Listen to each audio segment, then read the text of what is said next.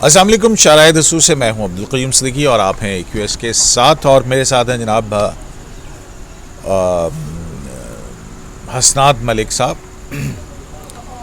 काफ़ी दिन के बाद आपसे मुलाकात हो रही है और उसकी वजह ज़ाहिर है कुछ मसरूफियात थी। एक बहरहाल वो पर्सनल बातें हैं। तो आज हम जो है वो बात करेंगे कि सुप्रीम कोर्ट में आला अदलिया में जो जजेस की तकर्रियों के हवाले से कुछ पेशरफ्त हुई है। आपको याद होगा गुज़िश्ता जो इजलास था जुडिशल कमीशन ऑफ पाकिस्तान का, उसमें बहुत ज़्यादा लेदे हुई थी और फिर जो जस्टिस आयशा मलिक जिनको नॉमिनेट किया गया था कि वो खातून जज होंगी पहली सुप्रीम कोर्ट की, उनके हवाले से मामला आगे नहीं बढ़े थे।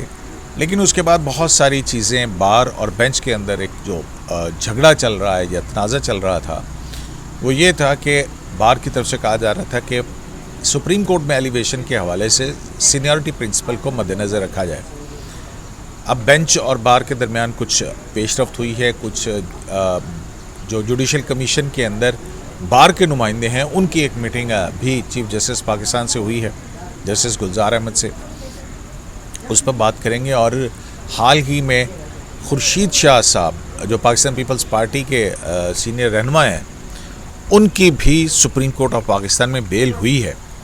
उस बेल का आंखों देखा हाल, उस जमानत का आंखों देखा हाल भी हसनात मलिक साहब से पूछेंगे।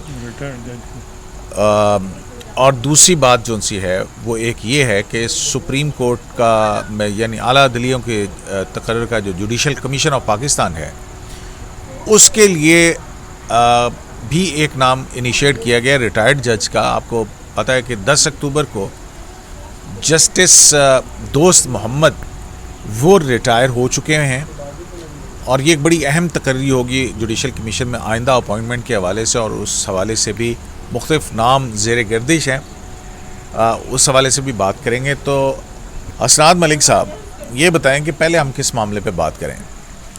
मेरा ख्याल है पहले जजेस की अपॉइंटमेंट का ही देख लें, ये बड़ा इशू है इस वक्त बेंच और बार का। अच्छा, इसमें जो अहम बात है वो ये है कि पिछली मरतबा जस्टिस काजी फ़ाइज़ ईसा भी इस जुडिशल कमीशन की मीटिंग में नहीं थे और जस्टिस दोस्त मोहम्मद जो रिटायर हो गए हैं उनका चार से हो गए। हाँ, लेकिन उनका जो रुझान था वो सीनियरिटी प्रिंसिपल की तरफ था, यानी कि मुखालिफ चार जो है वो JCP के मेंबर्स में। तो अब नए मेंबर की तकर्री बड़ी अहम हो गई है। इसमें मुख्तलिफ नाम आ रहे हैं, मुख्तलिफ नाम आ रहे हैं। तो कुछ चीफ जस्टिस ने इनिशिएट किया। ये प्रोसेस क्या होता है, किस तरह से होता है? क़य्यूम साहब, जो हमें ज़राए से पता चला, अभी इसकी कंफर्मेशन नहीं है, मैंने भी एक दो ज़राए से पता किया, तो वो वहाँ ये पता चला कि चीफ जस्टिस ऑफ पाकिस्तान गुलजार अहमद ने नाम जो प्रोसेस है इनिशिएट कर दी है रिटायर जज की तैनाती नॉमिनेशन का। और इसमें यह है कि कॉन्स्टिट्यूशन में है कि चीफ जस्टिस जो हैं वो with the consultation of other judicial members, यानी 4 जजेस जो सुप्रीम कोर्ट के जो जुडिशल कमीशन के मेंबर हैं, जस्टिस उमर अता बंदयाल, जस्टिस काजी फैसा, जस्टिस मकबूल बाकर, जस्टिस सदार तारिक, इनसे कंसल्टेशन करके कोई रिटायर जज जो है उसकी नॉमिनेशन करेंगे। तो अब जो हमें ज़राए से पता चला है कि वो उन नाम जो इनिशिएट हुआ है वो फैसल अरब साहब का है, रिटायर जज जो जिनका तलक सूबा सिंध से है। याद है आपको नवंबर में भी उन्होंने एक आर्डर पास किया था बैरियर टाउन के हवाले से कि एक ऐसा जज होगा जो सिंध से होगा, और कई लोगों ने कहा कि ये भी कह देते कि वो कराची में रिहाइश पजीर होगा, वो उस और भी कोई। तो वहाँ बहुत शोर मच गया था कि जी ये जो इस किस्म का जो बैरियर टाउन की जो पैसे उसके पे जो कमीशन के सरबराह बनाना है, तो ये फैसल अरब साहब को बनाया जा रहा है, रिटायरमेंट से पहले वो ऑर्डर कर रहे हैं। और ये वो इतना मीडिया में हाईलाइट हुआ कि उसके बाद मज़े की बात है कि 1 साल हो गया क़य्यूम साहब उस इशू का पेशरफ्त ही नहीं पता। सुप्रीम कोर्ट में वो जो इम्प्लीमेंटेशन बेंच बनाना था कि गली नाली सिंध में जो कराची में बननी है जी वो इम्प्लीमेंटेशन बेंच करेगी, वो कुछ भी नहीं हुआ। 1 साल हो गया और वो पैसे जो है सुप्रीम कोर्ट के पास हैं, पैसे 70-80 अरब रुपए जो है वो जमा हो चुके हैं। वो तकरीबन पैसे जो हैं वो वही हैं, लेकिन कोई रिटायर जज की तैनाती अभी तक नहीं हुई। वो जो कमीशन है। कमीशन की नहीं। अब फैसल अरब साहब जो है, जो रिटायर्ड जज के हवाले से जैसे एजाज अफजल साहब का भी तो नाम आ रहा है ना कि भाई वो भी रिटायर्ड जज हो सकते हैं। देखिए असूलन तो ये होना चाहिए कि जो नॉमिनेशन 3 नाम होने चाहिए, उनमें से एक वो समरी जानी चाहिए और कहें कि जी एक नाम पे आप जो भी बात करें जुडिशल मेंबर के लोग, तो बताया जा रहा है कि नाम अभी तक तो एक ही इनिशिएट हुआ है। कोई लोग कह रहे हैं कि जी अब जो हालात हैं उनमें एक एक वोट बड़ा कीमती है। हर चीफ जस्टिस जो है वो यही चाहेगा कि वो ऐसा नाम इनिशिएट करे कि आगे वो वोट उसके हक में जाए। वो जिसका नाम इनिशिएट करे, जिसकी एलिवेशन पे वो हाथ रखे, वो जो रिटायर जज है वो जो है उसको इंडोर्स करे, वो वीटो ना करे। जो जिस तरह हुआ आपने देखा कि दोस्त मोहम्मद खान साहब, आसिफ सईद खोसा साहब ने रिटायरमेंट से पहले 2 काम जो है ना उनके बड़े अच्छे थे। एक उन्होंने मुशर्रफ साहब की जो ट्रीजन का जो फैसला था स्पेशल कोर्ट, उसमें उन्होंने हेड बनाया वकार सेठ साहब को। और आपको याद है वकार सेठ साहब को जब उन्होंने नोटिफिकेशन जारी कराया इतनी जल्दी में जिस तरीके से कराया, फिर लास्ट वो तो आपको याद है जब हमारी उनसे लास्ट मीटिंग हुई थी, उस मीटिंग के अंदर जो है वो उन्होंने इस बात का कहा कि ये अगर हम ये फेडरल गवर्नमेंट के इल्म में आ जाती बात तो इन्होंने नोटिफिकेशन नहीं होने देना था। तो वो कहा जैसे हमने करवाया हमें पता है। बिल्कुल वही, और वो लॉ सेक्रेटरी को इवन उन्होंने वहाँ से सस्पेंड कर दिया वो। हाँ। तो ये खोसा साहब की 2 आखिरी जो छक्के थे, एक छक्का लगते रह गया वो जो एक्सटेंशन वाला मामला, तो 2 आखिर में, क्योंकि उस वक्त कारी साहब के केस में उन पे बहुत ज्यादा क्रिटिसिज्म लगाना ही नहीं चाहते थे, वरना छक्का तो लग गया था। वो अब देखें उन पे बहुत सी राय हैं कि वो लगाना नहीं चाह रहे थे, दूसरे फेलो जजेस का इशू था, या वो इतनी हद तक जाना चाह रहे थे तो डाइसेंट कर देते ना। लेकिन देखें अच्छा इशू में हट जाएंगे, उसमें वापस आ वो अलग बात है, वो किसी और वापस आ जाते हैं। खुर्शीद शाह की बेल क्या मनाजिर थे, क्योंकि आप थे वहाँ पे मौजूद। 2 रुकनी बेंच ने बेल ली है। अमूमी तौर पर जस्टिस उमर अता बंदयाल साहब जो हैं वो कहते हैं कि नहीं जी 2 रुकनी बेंच नहीं, 3 मेंबर बेंच जो है वो सुने जमानत का केस। देखिए जी खुर्शीद शाह जो है इनका ये दूसरा राउंड था सुप्रीम कोर्ट में, इससे पहले भी ये मामला आया सुप्रीम कोर्ट में। तो वहाँ ये कहा गया कि जी सुप्रीम कोर्ट ने कि जी आपने हार्डशिप के ग्राउंड नहीं लिए, दोबारा जाएँ सिंध हाई कोर्ट। तो वो दोबारा सिंध हाई कोर्ट में गए। यहाँ सुप्रीम कोर्ट में मज़े की बात है 6 महीने केस पेंडिंग रहा। 6 महीने केस, जब जैसे याहिया अफरीदी बेंच में होते थे बाकायदा केस जो है डेट लगती थी, केस जो है लेफ्ट ओवर हो जाता था। कभी भी ये नहीं हुआ कि केस जो है वो डेट लगी हो, बाकायदा जुडिशल आर्डर हो और वो लेफ्ट ओवर ऑफिस की तरफ से हो जाए। एक प्रॉपर ऐसा लग रहा था, जिस तरह जो खुर्शीद शाह के हामी वकील हैं वो ये कह रहे हैं कि उस वक्त ऐसा लग रहा था कि ये था कि जस्टिस याहिया अफरीदी के जब बेंच में हों तो उस वक्त उनका केस ना लग जाए। और ऐसे जजेस जो जिनका कंजर्वेटिव व्यू है, जो ये कहते हैं कि करप्शन इस मुल्क में और तो इशू सिविल लिबर्टीज इश्यूज नहीं है, सिर्फ इस मुल्क में है करप्शन। और करप्शन में वो जो लोग, वो जजेस जो कहते हैं जी चाइना की मिसाल देते हैं, उनके पास जो है ये केस लगते थे। तो वो कहते थे जी हार्डशिप ग्राउंड पहले करें, मेरिट पे हमने नहीं करना। तो अब इस दफ़ा भी बड़ी सूरत दिलचस्प थी कि जब ये केस लगा तो बेंच में जो है वो जस्टिस काजी अमीन थे, वो किसी नागुज़ीर वजूहात से वो नहीं थे बेंच में। तो जस्टिस उमर अता बंदयाल साहब ने कहा जी कि बेंच अब जो बेल है ये तो डिवीज़न बेंच के पास, क्या ये सुन भी सकता है कि नहीं। तो मखदूम अली खान जो वकील थे खुर्शीद शाह के, वो पहले से तैयार थे। उन्होंने कहा जी कि ये रूल्स हैं, रूल्स में लिखा है कि जो बेल है हाई कोर्ट से जब सुप्रीम कोर्ट में आए तो डिवीज़न बेंच भी सुन सकता है।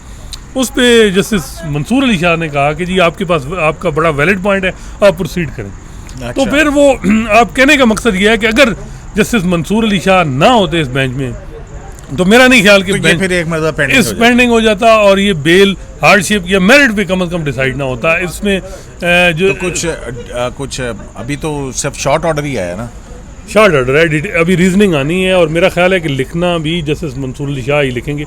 और ये वही साद रफीक वाला ऑर्डर होगा जिस तरह उन्होंने बेल में 25 महीने बाद बेल हुई है। जी बिल्कुल।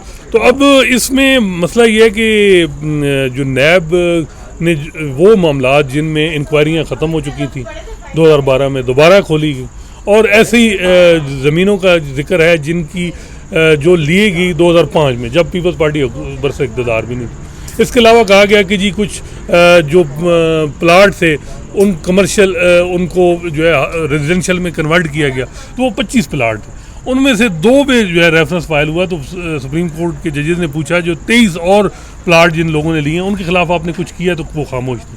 तो ये ऐसा लग रहा था कि टारगेटेड एक था काम सारा, और उसमें इमरान खान साहब ने इवन अली जफ़र साहब को वकील भी एंगेज कराया कि जी खुर्शीद शाह की बेल ना हो, और लेकिन वो अगर के लिए नैब के, लेकिन इसमें भी अगर मंसूर अली शाह बेंच में ना होते तो मेरा ख्याल है मुश्किल हो जाती। तो अभी ये बार के नुमाइंदों की जो मीटिंग हुई सुना वहाँ पे काफ़ी खटपट भी हो गई।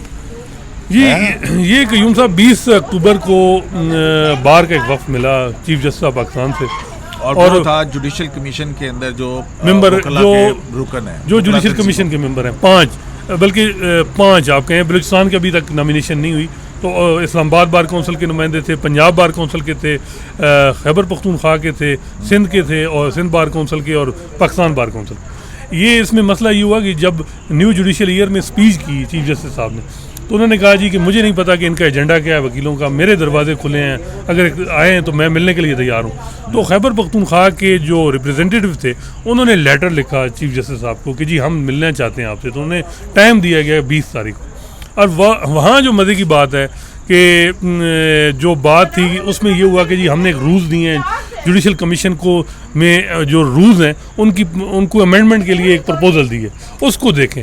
अब उस रूल्स में वो कहते हैं कि मीनिंगफुल कंसल्टेशन हो बार के साथ जब भी नाम इनिशिएट हो किसी का हाई कोर्ट में। दूसरा ये है कि जो चीफ जस्टिस के डिस्क्रिशनरी इख्तियार है जजेस की अपॉइंटमेंट, वो उसको रेगुलेट किया जाए। इसके अलावा और 2-3 जो बातें थी कि जी जो नॉमिनी है जज हाई कोर्ट का, उसको हम समन करें, इंटरव्यू करें, ये बातें भी थी। वो रूल्स पे उन्होंने कहा जी मैं कमेटी बनाऊंगा। लेकिन मज़े की बात यह है कि पंजाब बार कौंसिल के जो नुमाइंदे थे सरवर साहब, वो उन्होंने वकीलों के साथ जो किया, वो गए तो उन्होंने कहा जी जो चीफ जस्टिस साहब ने नॉमिनेशन जस्टिस आयशा मलिक की वो बड़ी ज़बरदस्त की, और मेरा ख्याल है कि उनको दोबारा नॉमिनेट करना चाहिए। उस पर चीफ जस्टिस साहब ने दूसरे बार के नुमाइंदों को कहा कि देखें ये आपका दोस्त जो है इसने कितनी अच्छी बात की है, और आप लोग इसकी बात क्यों नहीं मानते। नवंबर में मैं दोबारा जो है उनका नाम इनिशिएट करूंगा, तो आप सपोर्ट करें उसको। अच्छा। तो उससे लग ये रहा है कि चीफ जस्टिस साहब जो हैं वो फील्डिंग सेट होगी, रिटायर्ड जज आ जाएंगे उनकी मर्जी के। फैसल अरब साहब जो 90% सरकार के हक में फैसले करते रहे, अमूमन उनका अब डेटा निकाले ना, तो ये मतलब है कि ये एक मरतबा फिर जो है वो नवंबर के करीब जुडिशल कमीशन के इजलास को हम तवक्को करें। बिल्कुल। और नवंबर तो यार अब आने लगा है। इसके अलावा जो सिंध बार कौंसिल के नुमाइंदे हैदर इमाम थे, उनके साथ कोई तलखी हुई चीफ जस्टिस साहब की। उन्होंने बात की जी ये जो इंक्रोचमेंट के आप आर्डर पास कर रहे हैं नस्ला टावर के हवाले से, तो आपको पता है चीफ जस्टिस का वो बड़े टची हैं इस मामले में। इंक्रोचमेंट वो कहते हैं मुल्क का इशू ही इंक्रोचमेंट, खासकर कराची की। चौथी दफ़ा सिंध के चीफ मिनिस्टर को बुलाया है। लगता है कि इसके अलावा गुड गवर्नेंस पूरे सूबों में सब कुछ ठीक है, सिर्फ सिंध के चीफ मिनिस्टर को ही बुलाना है। बस यही कि भाई नस्ला टावर क्यों, क्या करना है क्या नहीं करना। और मज़े की बात बताऊँ, आज मोइस जाफरी साहब जो हैं उनका मैं डॉन में छपा हुआ कॉलम है वो पढ़ रहा था। उसमें वो बताते हैं कि जनाब बात तो यही है कि अदालत अपने फ़ैसलों पर अगर अमल दरामद ना करा सके तो वो फिर अदालत के फ़ैसलों की क्या हैसियत है। तो उसमें वो बताते हैं कि कंटोनमेंट बोर्ड की ज़मीन के हवाले से कराची के अंदर एक फाजिल जज साहब ने, गुलजार साहब ने एक हुक्म दिया था कि जिस पर जो कि कंटोनमेंट की ज़मीन उन मकासद के लिए नहीं है जो कंटोनमेंट के या वो शादी हाल नहीं दूसरी ज़मीन, तो वो ज़मीन वापस की जाए। अब ये ऑर्डर है लेकिन वो उस पर अमल दरामद नहीं हुआ। एक मैक्रो बीब की वो तो पुरानी है ना, मैं इन चीफ जस्टिस की बात कर रहा हूँ।